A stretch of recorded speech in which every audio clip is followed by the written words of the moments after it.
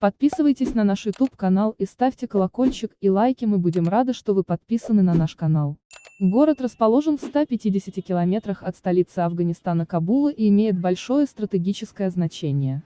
После падения Фейзабада столица Бадахшана, Газни, также попала в руки талибов.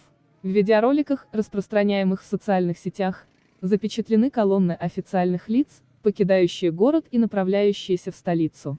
Пандшорские игры, сбор сил и повторение истории и отсутствие единого лидера. Некоторые пользователи раскритиковали поведение правительства, заявив, что вместо борьбы с терроризмом они сдались, не оказывая сопротивления талибам.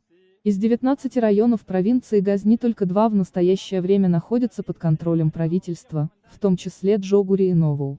Ложь талибов: сын маршала Дустумы не попал в плен. Это 10-я столица провинции, ставшая жертвой талибов за последние 6 дней.